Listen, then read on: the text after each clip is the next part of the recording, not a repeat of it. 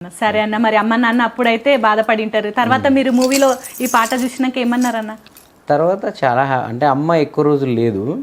అమ్మ నేను ఇండస్ట్రీకి వచ్చాక డాన్, నాగార్జున గారి డాను, స్టైల్ ఆ సినిమాల దాకా ఉంది. అన్న ఒకసారి స్టైల్ మూవీ, అమ్మకి కొంచెం సినిమా పాటలు ఇష్టం బాగా, అంటే పాడేది ఆమె. ఘంటసాల గారి పాటలు. అమ్మ కూడా సింగర్ అన్న?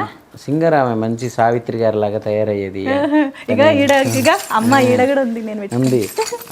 ఆమె ఎక్కువ వంటింట్లో పాటలు పాడుకునేది, చాలా చక్కగా పాడేది. రాగం కూడా ఉండేది. ఇప్పుడు గుర్తు తెచ్చుకుంటే, నేను ఇప్పుడు కనకవ్వ వీళ్ళందరిని పాడిస్తున్నప్పుడు నాకు అమ్మ ఉండుంటే అమ్మని కూడా ఇలా పాడించేవాన్నేమో అనే ఆలోచన వస్తుంటుంది. సో కాబట్టి ఆమె కొంచెం దాన్ని ఆస్వాదించారు. పిల్లగాడు సినిమాలో పాడిన స్టైల్ సినిమా అప్పుడు నటరాజు టాకీస్లో నాకు గుర్తుంది. అది అమ్మ సినిమాకి వచ్చింది. అప్పుడు భిక్షన్న కూడా ఆ సినిమాకి వచ్చాడు. అమ్మ చూసింది. ఆ భిక్షన్న అందరూ అక్కడ వచ్చి కాలు మొక్కారు. అమ్మాయి ఎంత మంచి పిల్లగాన్ని, ఎంత గొప్ప అబ్బాయిని కన్నామని.